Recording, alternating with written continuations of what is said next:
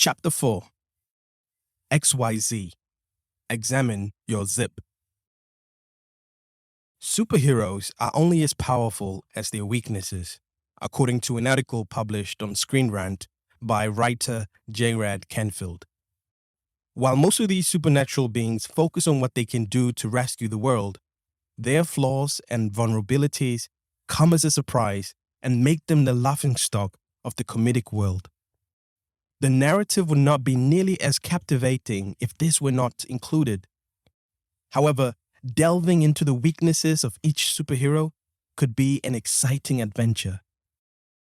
I, on the other hand, spent a good portion of my childhood under the impression that I was some kind of a superhero, at least to my neighborhood buddies. My abilities mirrored those of a so-called American Ninja Warrior, thanks to the mix of anime and live-action martial arts films that I consumed at the time. I even understood at that age that with great power comes great responsibility. So if we kids played street football and someone else ended up kicking the ball up to the point where it got caught on the house roof, I was the hero who made his way up to the house to take the ball down and salvage the game. Others would give it a go, but none of them would be as successful as I was. I would climb the tree adjacent to the house where the ball had been lodged before, pouncing and clinging like a koala bear onto the roof gutters and making my way up. When I finally made it to the peak of the building, I would proudly raise both of my hands in the air like a champion, as if to declare that I had completed the mission. This would often elicit a jovial reaction from my friends who were staring up at me from the ground below. After I had retrieved the ball, I would leap from the roof and land on both of my feet, acting as if I was flying like Superman. With the number of times I sprained my ankle doing that, you would think I would wind up wounded and in a wheelchair. But there was no stopping me. I was a superhero without an Achilles heel. Actually, that's a complete fabrication. See, my days of being a neighborhood superhero were cut short in a tragic incident that not only cost me my street credibility, but also landed me in a hospital, a place that I dreaded. Just as some people are terrified of clowns, one of my worst fears or phobias is being stuck inside a hospital. Yes, the hospital cripples me the same way Superman is crippled by kryptonite. Simply put, it is the least pleasurable place for me, and I will explain why. See, I hate the peculiar smell of death and bodily fluids masked with disinfectant. No matter how much I care about someone, I find it difficult to go see them in the hospital. I just can't do it. This extreme phobia, however, did not occur by happenstance. My whole life, I have always connected the worst things that have happened to me with hospitals. For instance, when my uncle once went into the hospital and never came out alive. Also, when I was ordered to defecate in a plastic cup so the doctors could check for worms. Yeah, I was the thinnest kid ever, and no matter how much I ate, I never appeared to put on any weight. Or what about the time when the doctor initially told my mother about the child enema pump, speiti as we call it in Setswana, which provides fast constipation relief treatment for children who are unable to poop? I despise that thing. It brought out the worst in me, no pun intended. In light of this, I wish I had a time machine to enable me to go back in time and prevent myself from making the choice that resulted in my hospitalization and relinquishing my playtime with friends. I was maybe 7 or 8 years old at the time.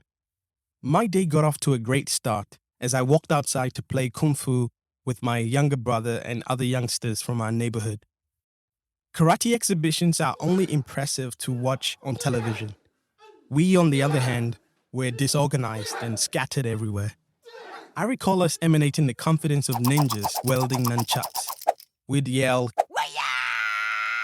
over and over again, synchronizing the sound of our voices with an aggressive killer move and a threatening gaze, imitating the many characters from martial arts movies like Bruce Lee, Jackie Chan, Jet Li, and Michael Bantu-Khoe. I was kicking ass while wearing denim pants for the silliest of reasons. I'm still not sure why I opted to wear them, but they're the reason I ended up in the hospital. I have nothing against jeans.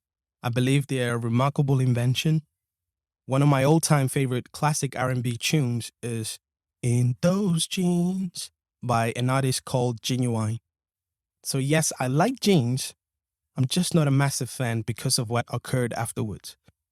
So I decided to take a toilet break for a pee. To be clear, I blame my habitat in part for what was about to happen. See, unlike in the rich suburbs, an indoor toilet in my neighborhood was a luxury poor people could not afford. As a little boy, you could get away with finding a tree and doing your thing in privacy. If you urgently needed to do a number 2 on the spot and just couldn't hold it any longer, the same rule of thumb applied. When you already been playing outdoors and weren't near enough to your house to use an outhouse or pit latrine, your only options were as follows. Option 1, you either poop your pants. I can't believe I'm saying that. And be courageous enough to face being laughed at by your friends or risk being smacked on the bottom by your parents when you get home. Or you could go with option 2, which involves the possibility, although a remote one, that you might avoid all the fuss and empty your bowels the caveman way. Essentially, it is an old school technique that enables Mother Nature to take care of you. Therefore, if you find yourself in a precarious scenario in which your bottom is literally about to explode, the first thing you think about is location, location, location. I can't emphasize how crucial it is to locate a secluded and pleasant area in the bushes where you can dig a hole in the ground and relieve yourself. Look, I've done this before, so I'm not asking you to do anything I haven't done myself. There may be times when you'll be caught off guard and find yourself without toilet paper or a handful of fast food napkins, or even anything as soft as an old newspaper to wipe yourself with after doing your business. So if it ever occurs to you and you find yourself in that predicament, don't worry, maintain your cool. I may have a few things up my sleeve to assist your dumbass. The advice I'll be giving is not confined to a select few. In fact, if I were you, rich or poor, I would be taking notes. If the COVID-19 pandemic has taught us anything, it is that toilet paper is worth its weight in gold. You cannot risk going through a panic buying period, causing toilet paper shortages at every retail shop in town. Now, I'm not sure what it is, but it seems to me that running out of toilet paper is simply a fear people have in the back of their minds. Therefore, if you ever run out of it, but have to make an emergency stop, adhere to the measures I've outlined. And if it's safe to do so, use primitive techniques. However, once you reach your conclusion, remember to bury your feces, guys. Come on. You don't want someone to tread on your poo. The last phase involves searching for a patch of sand and lowering your filthy behind to the ground in the same manner as an aeroplane landing on the runway. Do that with your bum, and at the end of the runway, pick yourself up and dust yourself off. Besides the smell, you should be as good as clean. See, I've put a picture on my book to illustrate how the ground should look after you have landed. But again, I digress. Let us return to our narrative. What was I talking about? Oh yeah, the playground. So I took a break from karate chopping to urinating beside a nearby mopane tree. Of course, as an adult, I would never consider doing anything like that. However, as a child, I regarded it as just watering the plants with my fresh pee. So as I was finishing up, I did that thing where you bend forward to tuck in your willy, and I wasn't paying full attention while doing it. And by the time I tied up my flies, the teeth caught onto the foreskin. Ouch. See, I completely lost it and yelled, ah, ah, like a small child. In all candor, I shrieked so loudly that the whole neighborhood had to have been able to hear me. I don't think I've ever yelled at such a high volume in my life. It seemed as if everything was taking place in slow motion. It was the most agonizing ache I've ever experienced in my whole life. I bolted for my home as fast as I could, my fist clenched tightly and glued to my crotch. I was gripping the shattered package as firmly as I could. A few other street boys saw what happened, and I could see them telling one another, followed by an outburst of laughter. Still running in pain, as I made a turn to our street, I turned my head back to gauge their reaction, and they were literally pissing themselves, bent over laughing hysterically. I think it's safe to say that this day marked the end of my street credibility. When I arrived at the house, I told my brothers what had happened. They first assumed I was kidding until I showed them the damaged goods. One of them tried to remove the zip, but as he pulled, the zip's teeth dug deeper into my foreskin. Believe me when I say, there are no words in the English language that can completely explain the anguish I experienced. I was weeping uncontrollably because there was blood everywhere. My brother, the self-appointed nurse, became annoyed with me and smacked me to get me to stop weeping and remain still. That, however, gave me even more cause to cry even louder. Not long after that, Mom and Dad arrived with everyone staring at my dangling willy entangled in a zip as if I had just had a terrible piercing. They eventually obtained a pair of scissors, and no, they did not sever my penis, you pricks. Instead, they began cutting through my jeans to relieve me of my misery. That lone pair of jeans was the only one in my closet. I was half naked, covered in a towel, and still bleeding, while everyone around me spoke to me and tried to calm me down. Finally, my dad came to get me, buckled me into his car, and off we drove to the hospital where I was born. I was in such a state of panic when we got to the emergency ward that they placed me on a bed as soon as we got there. Because of my phobia of hospitals, the smell and fear of death got to me. I threw a temper tantrum of epic proportions, and things quickly spiraled out of control. The medical staff made many attempts to immobilize me and secure me to the bed, but they were unsuccessful. I think the adrenaline surge caused me to resist to the point that I accidentally punched one of the female nurses right in the boobs. The unfortunate woman had to take a seat and place a call for an extra support. Finally, the doctor administered a sedative injection to me. I grew weak and restless till I passed out. I remember waking up to a bustle, as if I were continuing to pick up where I left off in the fighting scene, only to discover a part of my manhood covered and wrapped in bandages. Mom and Dad, who were meant to be sitting beside me, were nowhere to be seen. It seemed that the doctors had informed them that I would be okay and that they may go home. I mean, I get that it was late at night and they were exhausted and all. Even so, who abandons their child in the hospital? So yeah, I was circumcised that day, which was, in my perspective, a horrible solution to the issue. I really hope I could still file a lawsuit against the hospital for this. I didn't want to lose my foreskin in such a horrible way. But alas, it was taken away from me. And as a result, I now feel like a piece of me is missing. And the thing that I've always wanted to ask though, is that what do they do with all the foreskins that they collect from patients? Do they discard them? Do they keep or sell them? Do they recycle the skin and reuse it to manufacture belts or other unknown leather products? I'm simply curious. Please let me know if you work in the forensic autopsy unit and know what happened to my foreskin. With much appreciation, of course. When I woke up the next morning, I had a million questions. I recall being disgusted by my genitalia in particular. Despite feeling numb, I continued rubbing the edges because they were itchy. If you ever had a plaster cast on, you'll understand how I felt. I recall fretting and wondering whether the surgeons had severed my willy. And if they had, what would I do next? Would it grow back?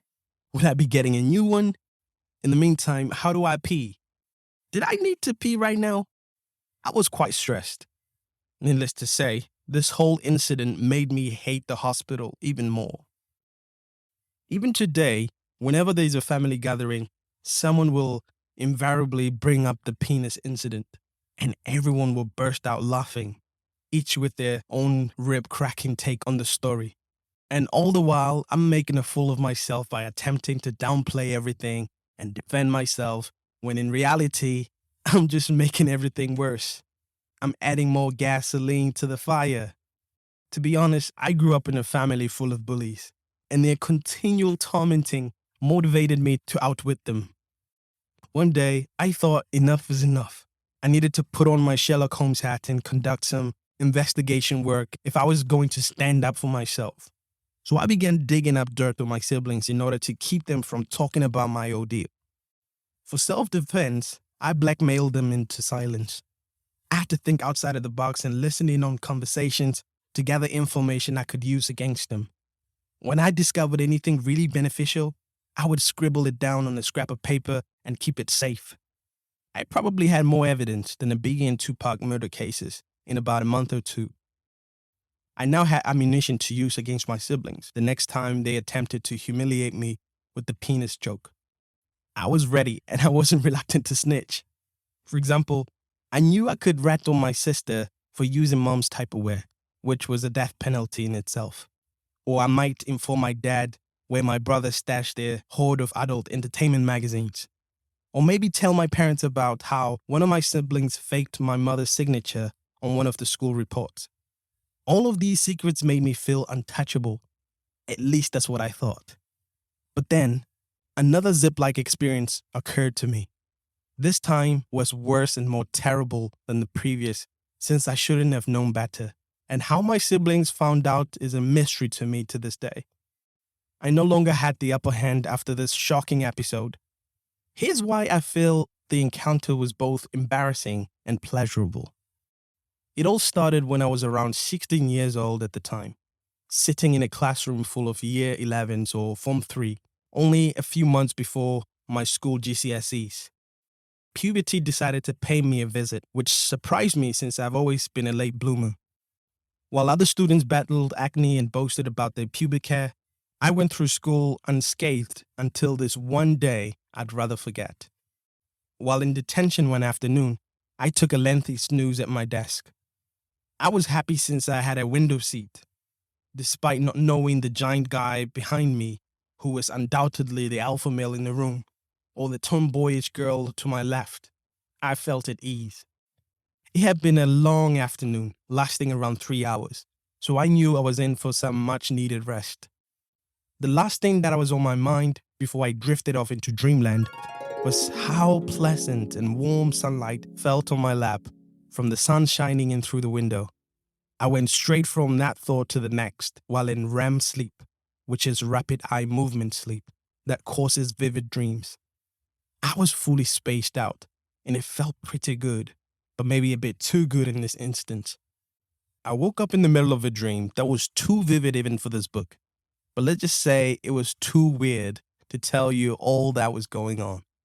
But I'm willing to skim through so you don't lose out on too much. In a nutshell, we're all aware that the connection between the mind and body is a strange one. With that in mind, I had a wet dream in the middle of the day at school. When I woke up, I realized I had chose the wrong day to not wear underwear with these khaki pants. It was as if I had spilled a half glass of water on my lap just next to my sausage. So I sat there with the tennis ball size splotch on the front of my pants. And as you can imagine, I was completely embarrassed. Not so much of the very visible and obvious outcome I'd left on my lap, but since I woke up exactly at the climax and I had no idea who I was or where I was. A lot of thoughts and questions have plagued me since that fateful day. I think about the students who sat next to me and wonder whether they saw me gyrating and moaning in my seat. Was I yelling? I need to know whether I was playing out the sexy dream in detail and if any sound effects were used. Can you imagine if someone recorded it and then put it on the internet? I would have been famous for all the wrong reasons. Oh, I wish I could erase this memory forever.